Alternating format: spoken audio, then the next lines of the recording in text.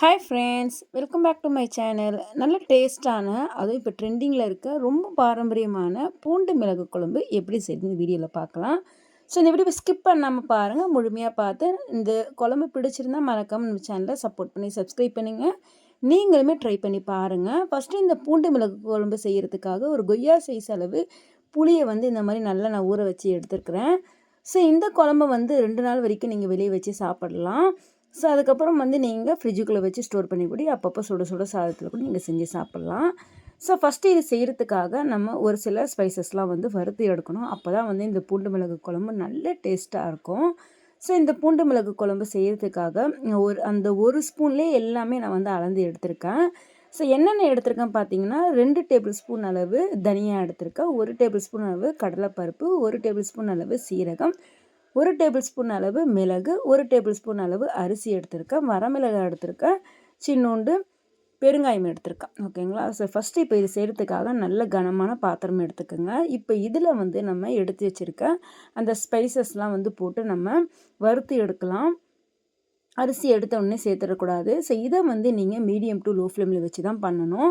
So எல்லாமே போட்டு வறுத்து எடுக்கும்போது நல்ல வாசனையாக இருக்கும். நம்ம சேர்த்துருக்க இந்த பொருள் எல்லாமே நல்லா வறுபட்டு வரும்போது ஆட்டோமேட்டிக்காக நல்ல வாசனை தெரியும். ஸோ அந்த ஸ்டேஜில் நீங்கள் ஸ்டவ் ஆஃப் பண்ணிவிட்டு நம்ம இந்த வறுத்து வச்சுருக்க பொருள் எல்லாமே தனியாக நம்ம மாற்றிடலாம். ஸோ அதுக்கு முன்னாடி நம்ம அரிசியும் பெருங்காயமே இது கூட போட்டுறக்கூடாது. நல்லா வறுபட்டு வந்துடுச்சு அப்படின்னா மட்டும் நம்ம சேர்த்துக்கலாம். ஸோ இது நல்லா வறுக்கும் போதே பார்த்திங்கன்னா நல்ல கமகமன்னு வாசனையாக இருக்கும். பாருங்கள், சூப்பராக வறுத்து கிடச்சாச்சு. ஸோ இப்போ இதில் நம்ம எடுத்து வச்சுருக்க இந்த அரிசி பெருங்காயம் இதுவுமே சேர்த்து நம்ம வறுத்து எடுக்கலாம். ஸோ நல்ல வாசனை வந்ததுக்கப்புறம் நீங்கள் அரிசி சேர்த்ததுக்கப்புறம் இதை எப்படி நம்ம ஸ்டவ் ஆஃப் பண்ணலாம் அப்படின்னா, நம்ம வறுக்கும் போதே அந்த அரிசி நல்லா வறுபட்டு இப்போ பார்க்கும்போது தெரியுதுங்களா, நல்லா ஒயிட்டாக இருக்குது பார்த்தீங்களா. நம்ம தனியாக அரிசி கடாயில் வறுத்தோன்னா எப்படி இருக்கும், ஸோ நல்ல மொறுமொறு கிறிஸ்பியாக வறுக்கணும். அந்த அளவுக்கு நல்லா வறுபட்டு கிடந்தவொடனே ஸ்டவ் ஆஃப் பண்ணிட்டு தனியாக ஒரு பிளேட்டுக்கு மாற்றிடுங்க. நல்லா இது கம்ப்ளீட்டாக ஆறணும். ஸோ அதுக்கப்புறம் எல்லாத்தையும் எடுத்தாச்சு. இப்போது தனியாக ஒரு பாத்திரத்தில் மாற்றி வச்சுட்டேன். இப்போ அதே கடாயில் நான் கனமான கடாய் தான் எடுத்திருக்கேன். ஏன்னா இந்த பூண்டு மிளகு குழம்பு நல்லா சூப்பராக நல்லா ஃப்ளேவராக வரணும் அப்படின்னா நீங்கள் இந்த மாதிரி ட்ரை பண்ணி பாருங்கள். ஸோ இப்போது ஒரு கால், அதாவது 250 கிராம் அளவு நான் நல்லெண்ணெய் எடுத்திருக்கேன். இது முழுக்க முழுக்க நீங்கள் நல்லெண்ணெய் தான் செய்யணும். அப்போ தான் இந்த பூண்டு மிளகு குழம்பு நல்ல டேஸ்ட்டாக இருக்கும். ஸோ இப்போ பாருங்கள், இதை சூடானதுக்கப்புறம் இந்த ஸ்பூனில் கடுகு நான் சேர்த்துருக்கேன். அதே ஸ்பூனில் நான் வெந்தயமும் நான் சேர்த்துருக்கேன். ஸோ நல்லா பொரிஞ்சு வரட்டும். ஸோ இப்போ இந்த ஸ்டேஜில் நம்ம இந்த குண்டு மிளகாய் தான் நம்ம எடுக்கணும். அப்போ தான் இன்னும் நல்ல டேஸ்ட்டாக இருக்கும். ஸோ அதுவுமே நான் சேர்த்துருக்கேன். ஒரு 8 மிளகாய் போல் சேர்த்துருக்கேன். கொஞ்சம் கருவேப்பிலையும் சேர்த்துருக்கேன். மெயின் இந்த பொருள்லாம் போடுறதுக்கு முன்னாடி நீங்கள் ஸ்டவ்வை மீடியம் ஃப்ளேமில் வச்சுருங்க. இந்த வீடியோவில் சொல்லியிருக்க மாதிரியே ஸ்டெப் பை ஸ்டெப்பாக நீங்கள் செஞ்சிங்கன்னா நல்ல டேஸ்ட்டாக கிடைக்கும். ஸோ இப்போ நான் சின்ன வெங்காயமும் பூண்டு தான் எடுத்திருக்கேன். இப்போ ஒரு பவுல் அளவு நீங்கள் சின்ன வெங்காயம் எடுக்கிறீங்கன்னா அதே பவுல் அளவு நீங்கள் பூண்டு எடுக்கணும். இன்றைக்கி பார்த்தீங்க அப்படின்னா 200 கிராம் அளவு பூண்டு, 200 கிராம் அளவு நான் சின்ன வெங்காயம் எடுத்திருக்கேன். ஸோ இதையுமே அந்த எண்ணெயில் நல்லா நம்ம வதக்கி எடுக்கணும். மெயின் பார்த்திங்கன்னா ஒன்றோடு ஒன்று நல்லா வதங்கி வரணும். ஸோ அதே போல் ரொம்ப தீய வச்சிடக்கூடாது. ஸோ மீடியம் டு கொஞ்சம் லைட்டாக ஹை ஃப்ளேமில் வச்சுருக்கேன் நான். இப்போ கல்லுப்பு மட்டும் சேர்த்துருக்கேன். நல்லா வதக்கி விட்டுக்கோங்க. கல்லுப்பு போட்டு செய்யுங்க, நல்ல டேஸ்ட்டாக இருக்கும். ஸோ இதெல்லாம் நீங்கள் செய்யும்போது நல்ல கமகமன்னு வாசனையாக இருக்கும். மெயின் நல்லெண்ணெய் கொஞ்சம் நிறைய தான் ஊற்றுற மாதிரி இருக்கும். அப்போ தான் இந்த பூண்டு மிளகு குழம்பு நல்லாயிருக்கும். நம்ம ஃப்ரிட்ஜில் வச்சு ஸ்டோர் பண்ணுறோன்னா நல்ல டேஸ்ட்டாக கெட்டு போகாமல் இருக்கிறதுக்கும் நம்ம இதை சேர்த்துருக்கோம். ஸோ இப்போ பாருங்கள், லைட்டாக நல்லா வதக்கி வந்தது. நம்ம இது கூடவே குழம்பு மிளகாய்த்தூள் தான் நான் எடுத்திருக்கேன். குழம்பு மிளகாய்த்தூள் பார்த்திங்க அப்படின்னா 3 டேபிள் ஸ்பூன் அளவு குழம்பு மிளகாய்த்தூள், அதுலேயே ஒரு அரை டேபிள் ஸ்பூன் அளவு மஞ்சள் தூள் நான் சேர்த்துருக்கேன். ஸோ இதுவுமே மீடியம் ஃப்ளேமில் வச்சு இப்போ நீங்கள் வதக்கி எடுத்தீங்க. ஏன்னா நம்ம மசாலா சேர்த்தோம்ல, கொஞ்சம் லைட்டாக கருகிடும். ஸோ நல்லா இந்த மாதிரி மிக்ஸ் பண்ணி விட்டுட்டே இருங்க. செம்ம டேஸ்ட்டாக இருக்கும். கண்டிப்பாக உங்ககிட்டங்களே இதை ட்ரை பண்ணி பாருங்கள்.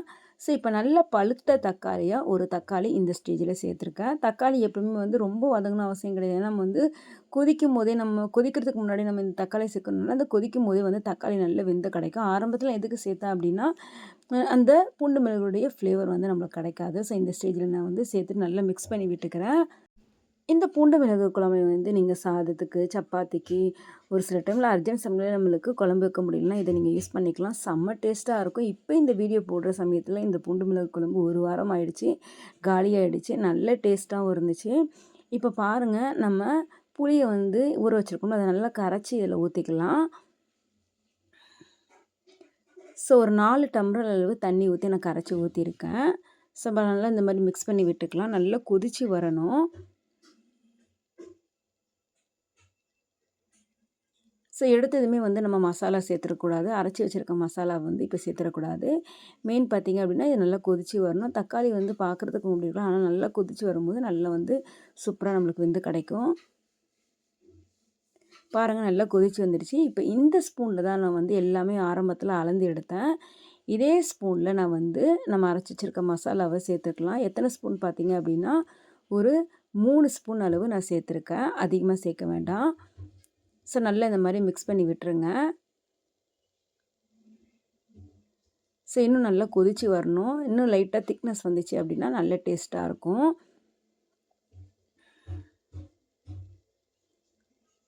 ஸோ இப்போ நல்லா கொதித்து வர ஸ்டேஜில் நம்ம என்ன பண்ணணும் அப்படின்னா சின்ன துண்டு நம்ம வெல்லம் தான் சேர்க்கணும். ஸோ அந்த வெல்லம் சேர்க்கும்போது இன்னும் நம்ம அந்த பூண்டு குழம்புக்கு நல்ல டேஸ்ட்டு கிடைக்கும். ஸோ பாருங்கள், பார்க்கும்போது தெரியுங்களா, லைட்டாக வந்து நல்லா கொஞ்சம் வத்தி வந்திருக்கு. இன்னுமே வந்து லைட்டாக வற்றி அந்த ஓரப்பகுதியில் வந்து எண்ணெய் தனியாக பிரிஞ்சு வரணும். அந்த ஸ்டேஜிலலாம் பார்த்திங்க அப்படின்னா ஸ்டவ் ஆஃப் பண்ணணும். ஸோ இப்போ பாருங்கள், பார்க்கும்போதே தெரியுதுங்களா, லைட்டாக வந்து எல்லா இடத்துலையும் ஓரமாக வந்து எண்ணெய் வந்து பிரிஞ்சு வந்திருக்கு. இந்த ஸ்டேஜில் கொஞ்சமாக வந்து இந்த மாதிரி வெள்ளைத்துண்டு போட்டு நல்லா மிக்ஸ் பண்ணி விட்டுக்குங்க. அவ்வளோதான். ஒரு 2-3 நிமிஷம் அப்படியே வந்து ஸ்டவ் வந்து மீடியம் ஃப்ளேம்லேயே வச்சுட்டு நீங்கள் ஆஃப் பண்ணிடுங்க. ஸோ அதுக்கப்புறம் வந்து நீங்கள் எடுத்து சாப்பிட்டீங்க அப்படின்னா செம்ம டேஸ்ட்டாக இருக்கும். எப்போவுமே பூண்டு மிளகு குழம்பு அன்றைக்கி சாப்பிட்றத விட மறுநாள் வச்சு சாப்பிடும்போது இன்னுமே டேஸ்ட்டாக இருக்கும் பாருங்கள். ஸோ எண்ணெயெல்லாம் தனியாக இந்த மாதிரி பிரிஞ்சு வச்சு பார்த்தீங்களா. ஸோ இந்த ஸ்டேஜில் நீங்கள் ஒரு கண்ணாடி பவுலில் கூட சேர்த்து எடுத்து வச்சுக்கலாம். ஸோ வெளியே வச்சு சாப்பிட்றீங்க அப்படின்னா ஒரு 2 நாள் வரைக்கும் நீங்கள் வெளியே வச்சு சாப்பிட்லாம்.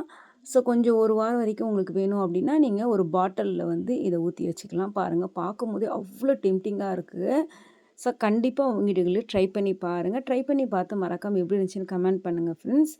இதில் நம்ம சேர்த்துருக்கக்கூடிய அந்த பூண்டு, மிளகு, சீரகம் இது எல்லாமே வந்து நம்ம உடலுக்கு ரொம்ப வந்து ஆரோக்கியம் தரும். சாப்பிடாத சின்ன பிள்ளைகளுக்கும் இந்த மாதிரி செஞ்சு கொடுங்க. ஸோ நம்ம இதில் போட்டிருக்க எல்லா பொருளுமே வந்து நல்ல பசியை வந்து தூண்டும். அதுவும் இல்லாமல் பார்த்தீங்க அப்படின்னா மிளகு, அதுக்கப்புறம் வந்து பூண்டு, சீரகம், சின்ன வெங்காயம் இது எல்லாமே வந்து நம்மள உடம்புக்கு பார்த்திங்க அப்படின்னா ஏற்படக்கூடிய ஒரு சில தங்கி இருக்கக்கூடிய கழிவுகள்லாம் வந்து வெளியேற்றுறதுக்கு ரொம்ப யூஸ்ஃபுல்லாக இருக்கும். ஸோ அர்ஜென்ட் சமயத்தில் வந்து இதை வந்து நீங்கள் ட்ரை பண்ணலாம். ட்ரை பண்ணி பாருங்கள். தேங்க்யூ ஃபார் வாட்சிங்.